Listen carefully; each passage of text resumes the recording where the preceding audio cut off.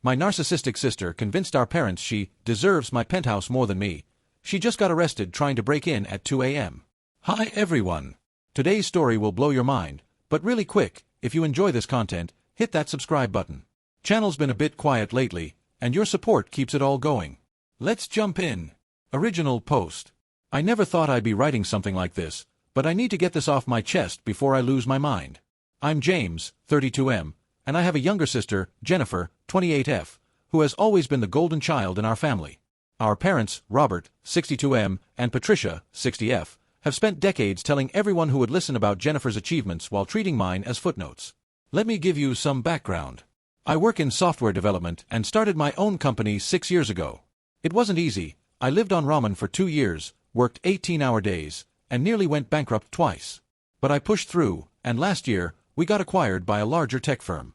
The payout allowed me to buy my dream home, a penthouse in downtown with floor-to-ceiling windows and a view of the city skyline. Jennifer, meanwhile, is a marketing manager at a cosmetics company. She's good at her job, I'll give her that, but she acts like she's running Fortune 500 companies. Every family dinner becomes a TED Talk about her latest revolutionary Instagram campaign or how she transformed the brand's digital presence. Our parents eat it up, nodding along like she's curing cancer. The problem started 3 months ago when Jennifer came to see my penthouse for the first time. I'd been living there for about 8 months, finally getting it decorated the way I wanted. She walked in, and I could see her expression change, that calculating look she gets when she wants something. "This is adequate," she said, running her manicured fingers along my leather couch. "Though honestly, James, this place is wasted on you. You don't even entertain. When was the last time you had people over?" I laughed it off, thinking she was just being her usual condescending self. But then she started pointing out everything wrong with my decor choices. The art was pedestrian, the furniture arrangement blocked the energy flow, and don't get her started on my color palette. "Someone who actually appreciates luxury should be living here," she said, standing at my window. "Someone who knows how to showcase a space like this. You're treating it like a dorm room." That should have been my first warning sign. 2 weeks later, at our parents' house for Sunday dinner, Jennifer brought it up again. "I've been thinking about James's penthouse," she announced over dessert. "It really is too much space for one person who works from home all day." My mother immediately perked up. "Oh, Jennifer, are you thinking of upgrading from your apartment?" Jennifer smiled, that practiced smile she uses in meetings. "Well, I've been promoted to senior marketing director. Did I mention that? And with my new salary and social obligations, I need a space that reflects my position. James's place would be perfect." I nearly choked on my coffee. "My place isn't for sale or rent, Jen." She waved her hand dismissively. "Oh, James, don't be silly. I'm not talking about buying it from you. I'm talking about a family arrangement. You could move back to something more suitable for your lifestyle, and I could take over the penthouse. It makes more sense." My father nodded thoughtfully. "She has a point, son. Jennifer does a lot of entertaining for work. You just sit at your computer all day." "I run a tech company," I said, trying to keep my voice level. "I worked my ass off to afford that place." "Language," my mother scolded. "And really, James, there's no need to be selfish. Jennifer's right, she would make better use of the space. You could get a nice one-bedroom somewhere quieter." I looked around the table, waiting for someone to laugh, to indicate this was all a joke. But they were serious. Dead serious. "That penthouse is mine," I said firmly. "I bought it with money I earned building my company from nothing. End of discussion." Jennifer's eyes narrowed. "God, James, why do you always have to make everything about competition? This isn't about who earned what. It's about what makes sense for the family. You're being incredibly immature." "Immature?" I stood up. "You're literally trying to convince me to give you my home because you think you deserve it more." "Because I do," she snapped, her composed facade cracking. "I'm the one with the active social life. I'm the one whose career is actually going somewhere. I'm the one who knows how to present themselves properly. You got lucky with some tech buyout, but that doesn't mean you know how to live well." My mother reached for Jennifer's hand. "Sweetheart, don't upset yourself. Your brother has always been jealous of your success." "Jealous?" I couldn't believe what I was hearing. "She's trying to take my home." "No one's taking anything," my father said in that dismissive tone he's used with me since childhood. "Jennifer's just being practical. You should consider her proposal instead of throwing a tantrum." I left without finishing dessert. Since then, Jennifer has been texting me listings for one-bedroom apartments, just to give me options. She's also been posting photos on Instagram from various rooftop bars and events, with captions like, "Manifesting my dream penthouse," and "Soon to be living my best life in the sky." My parents have called 3 times to tell me I'm being stubborn and selfish, and that I should think about what's best for the family. Apparently, what's best for the family is me giving up the home I worked for because my sister has decided she deserves it more. The worst part? Jennifer has started telling people she's in the process of acquiring a penthouse downtown. A mutual friend reached out to ask if I was selling, and when I said no, they seemed confused. But Jennifer said she's already started planning the renovation. I don't know what to do. This is insane, right? I'm not crazy for refusing to give up my home. How do I get them to understand that this isn't happening? Update 1, 2 weeks later. I didn't expect my original post to get so much attention. Thank you to everyone who confirmed I'm not losing my mind. Unfortunately, things have escalated in ways I never imagined possible. Last Tuesday, I was working from home when I heard voices in my hallway. Not unusual in an apartment building, except these voices were getting closer, and one of them was very familiar. Then I heard the unmistakable sound of keys in my lock. I opened the door to find Jennifer standing there with 2 women I didn't recognize, holding tablets and color swatches. My sister was trying different keys on her keychain. Apparently, she'd been testing random keys hoping one might work. "Jennifer, what the hell are you doing?" She smiled brightly, not even fazed at being caught. "Oh, James. Perfect timing. This is Amanda and Michelle from Lux Interiors. I'm getting a consultation for the renovation." The 2 designers looked uncomfortable, clearly sensing the tension. I stared at my sister in disbelief. "Renovation of what?" "The penthouse, obviously." She pushed past me, gesturing for the designers to follow. "Ladies, I apologize for my brother. He's still adjusting to the transition." "There is no transition." I blocked the doorway. "This is my home. Jennifer, you need to leave. Now." Jennifer's smile turned cold. "James, stop making a scene. I told Amanda and Michelle about our arrangement. How you're downsizing and I'm taking over the space. Don't embarrass yourself." Amanda cleared her throat. "Perhaps we should reschedule, Jennifer. It seems there might be some miscommunication." "There's no miscommunication," Jennifer said firmly. "My brother is just being difficult. James, let us in. I need to take measurements." "No." I looked at the designers. "I'm sorry you've wasted your time, but my sister has no claim to this apartment. This is my property, and she's not welcome here." Michelle exchanged glances with Amanda. "We should go. Jennifer, please contact us when you've sorted things out." They left quickly, clearly eager to escape the awkwardness. Jennifer stayed, her arms crossed. "You just humiliated me in front of the best design team in the city," she hissed. "You humiliated yourself by lying to them." I started to close my door, but she blocked it with her foot. "This isn't over, James. That penthouse should be mine, and you know it. You're wasting it, sitting in there alone like some hermit. I have the connections, the lifestyle, the presence to make that space what it should be. Get out of my building before I call security." She left, but not before telling me I'd regret choosing pride over family. That evening, I got a call from my mother. She was nearly in tears, telling me how I'd devastated Jennifer by publicly humiliating her.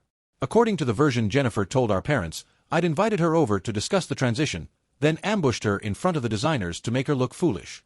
She was trying to break into my apartment. I protested. "Don't be dramatic, James. She was probably just confused about the timing. You know how busy she is with her promotion. She's juggling so much, and you're making everything harder." The gaslighting was unreal. I tried explaining what actually happened, but my mother kept interrupting with, "Jennifer wouldn't lie," and "You've always resented her success." The next day, my father called with a proposal. Jennifer would forgive my behavior if I agreed to let her co-host events at my penthouse, giving her a key so she could come and go as needed for her professional obligations. "Absolutely not," I said. "Be reasonable, son. She's not asking for much. Just the ability to use the space occasionally for networking. It would actually benefit you. Jennifer knows important people." "Dad, she tried to bring interior designers to renovate my apartment without my permission." "She's delusional." "That's a harsh word to use about your sister. She's ambitious, not delusional. Maybe if you showed a little more ambition yourself, you'd understand. I hung up on him. But Jennifer wasn't done. That weekend, she showed up again, this time with our parents and her boyfriend, Michael, a finance guy who clearly comes from money and acts like it. They were carrying bags from a high-end home goods store. "We're here for the housewarming," Jennifer announced loudly in the hallway, making sure my neighbors could hear. "What housewarming?" I asked through the door, refusing to open it. "Don't be rude, James," my mother called out. "We brought gifts for Jennifer's new place. Let us in." "This is not Jennifer's place. This will never be Jennifer's place. Please leave." Michael laughed. "Come on, man. Jen told me you agreed to the arrangement. Don't make this weird. There is no arrangement." I was practically shouting now. "Jennifer is lying to everyone." My neighbor, Mrs. Chen, poked her head out. "Is everything all right?" Jennifer immediately turned on the charm. "I'm so sorry for the disturbance. I'm Jennifer, James's sister. We're just having a little family miscommunication about the transition. You know how stressful moving can be." Mrs. Chen looked confused but nodded politely before retreating to her apartment. Jennifer had just planted the seed that she was moving in. "Leave now or I'm calling the police," I said through the door. My father's voice turned hard. "James, if you call the police on your family, you're no longer part of this family." They left, but the damage was done. Jennifer had introduced herself to my neighbor as someone who was moving in. She'd told her boyfriend we had an arrangement. She was creating a narrative that I was the unreasonable one standing in the way of something already decided. Update 2, 3 weeks later. The situation has spiraled so far out of control that I've had to take legal action. Yes, against my own family. After the housewarming incident, Jennifer escalated her campaign. She started posting on social media about her upcoming move to a penthouse, and how sometimes family makes transitions difficult, but persistence pays off. She was careful never to explicitly lie, but the implication was clear. She was moving into my place, and I was the obstacle. Then came the wellness check.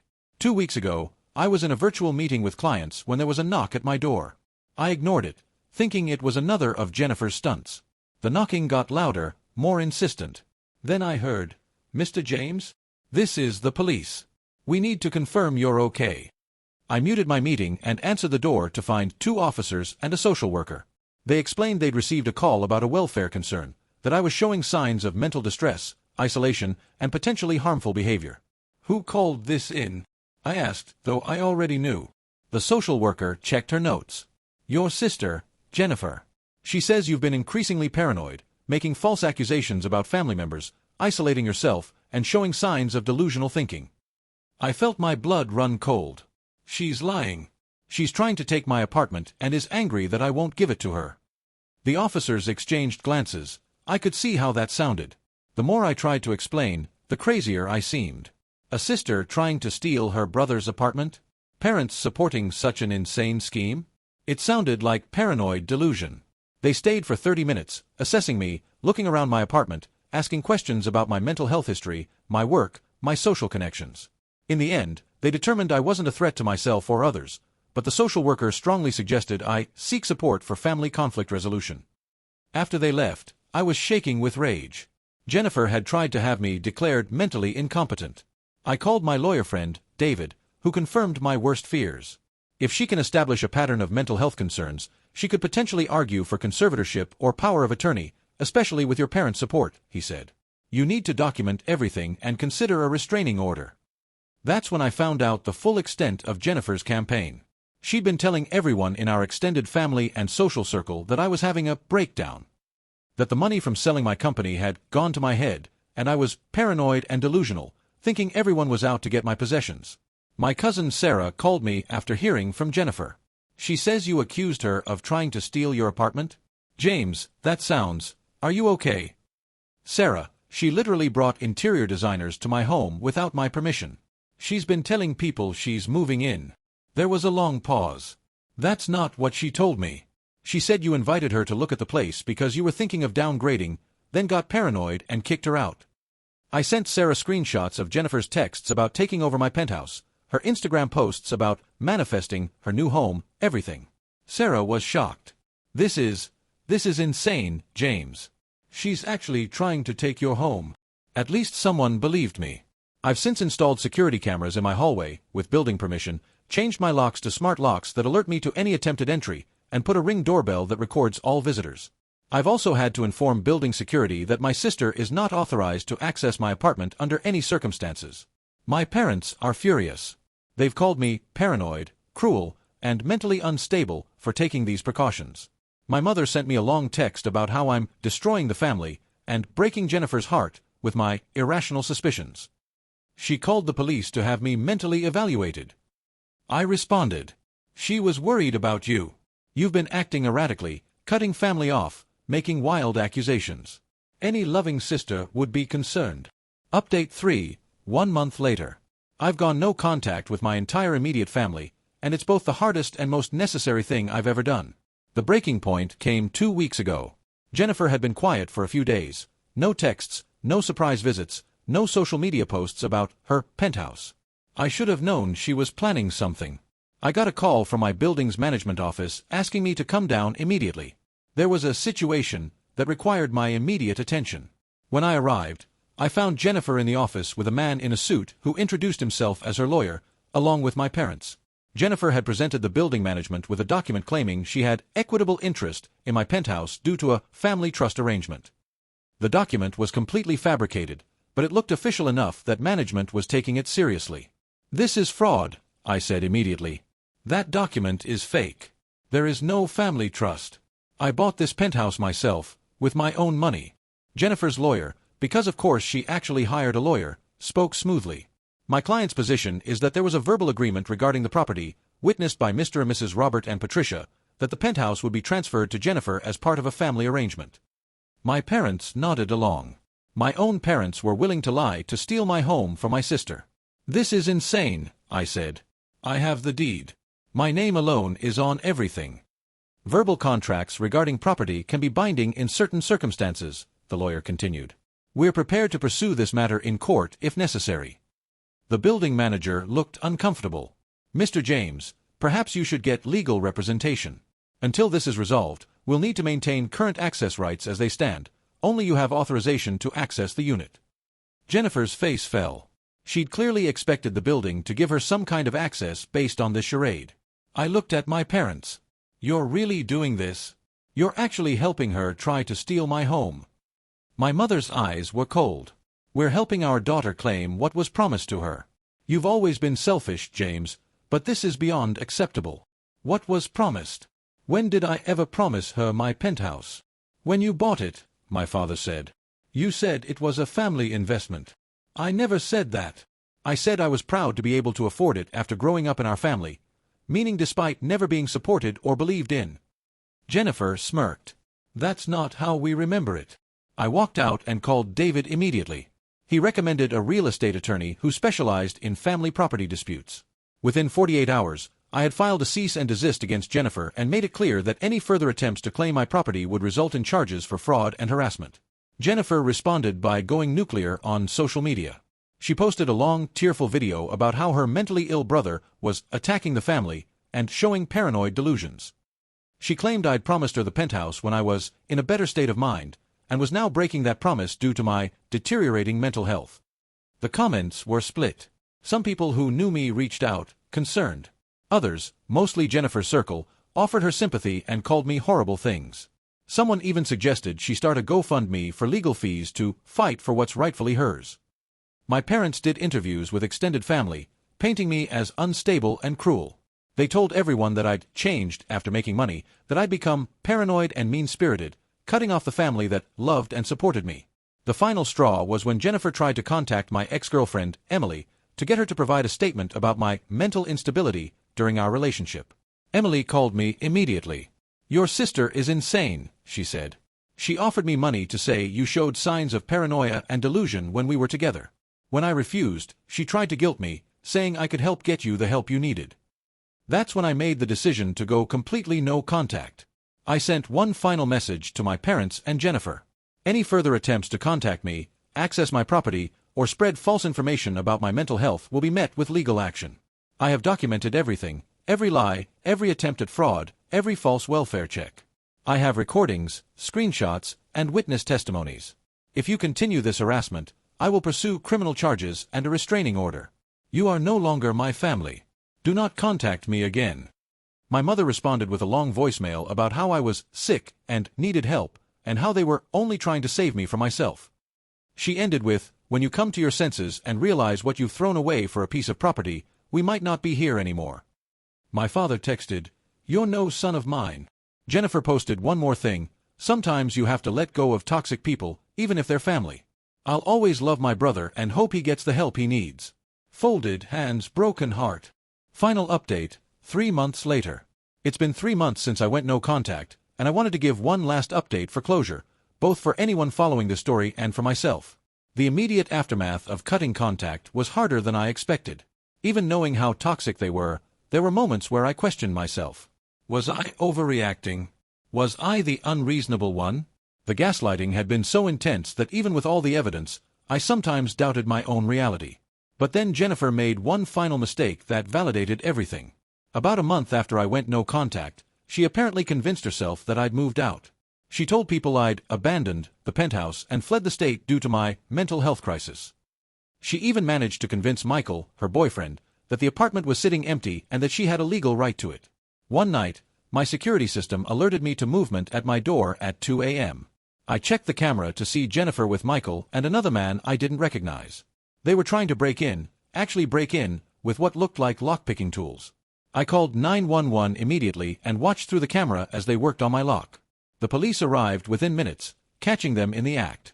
Jennifer tried to spin it as a misunderstanding, claiming she thought I'd abandoned the property and she was checking on it for safety reasons. The police didn't buy it, especially when I showed them the cease and desist order and the documentation of her previous attempts. She was arrested for attempted breaking and entering. Michael was mortified. He genuinely hadn't known the full story and broke up with her on the spot. My parents tried to call me dozens of times that night, but I didn't answer. They left messages begging me not to press charges, saying Jennifer had made a mistake and was just confused. Then the threat started. If I pressed charges, they'd disown me, already done, disinherit me, there's nothing to inherit, and make sure everyone knew what a monster I was. I pressed charges. Jennifer ended up pleading down to a misdemeanor and got probation plus a restraining order. The arrest and legal issues also cost her the promotion she'd been bragging about. Turns out, companies don't love when their senior marketing directors get arrested for attempted burglary. The family explosion was nuclear. Extended relatives took sides. Most sided with my parents initially, but as more truth came out, especially the arrest report and the security footage I shared with select family members, opinions shifted. My cousin Sarah became my biggest defender, sharing the screenshots I'd sent her months earlier. My aunt, my mom's sister, reached out after seeing everything. I always wondered why Jennifer was the golden child when you were the one who never asked for anything and made something of yourself. Now I know, it's easier to parent the child who tells you what you want to hear than the one who shows you who you really are. As for my parents, they've doubled down. They've told everyone that I set Jennifer up, that I manipulated the situation to make her look bad. They claim the arrest was my fault for driving her to desperation by stealing what was promised to her. But here's the thing, I don't care anymore. My penthouse is peaceful now. I've redecorated a bit, not because Jennifer was right about my style, but because I wanted to reclaim the space as fully mine. Every room she criticized, I've made more me. I bought art I love, furniture that's comfortable rather than impressive, and yes, I kept my pedestrian color palette. I've been in therapy to deal with the years of gaslighting and favoritism I endured. My therapist helped me understand that Jennifer's entitlement and my parents' enabling weren't my fault or my responsibility to fix. The golden child/scapegoat dynamic was set long before the penthouse. This just brought it to an undeniable head. I've built a chosen family of friends who actually support and celebrate my successes. My business is thriving. Turns out, removing toxic stress from your life does wonders for productivity and creativity. I'm even dating someone new, Lisa, who's heard this whole saga and jokes about installing a moat around the penthouse. Sometimes I get flying monkeys, distant relatives or family friends who try to guilt me into reconciliation. Life's too short, they say. Family is family. But they weren't there when my family tried to steal my home, gaslight me into thinking I was crazy, and then tried to break in when that didn't work. Jennifer still posts about her dream penthouse occasionally, though she's had to move to a smaller apartment after losing her promotion. My parents are still funding her lifestyle, convinced that she's a victim of my cruelty. They're in their 60s, spending their retirement supporting a 28-year-old who believes the world owes her everything. Do I have regrets? No. I regret that it came to this, But I don't regret protecting myself, my home, and my sanity. I worked hard for what I have, not just the penthouse, but my peace of mind. Nobody, not even family, especially not family, has the right to take that away. For anyone dealing with similar situations, document everything. Trust your gut.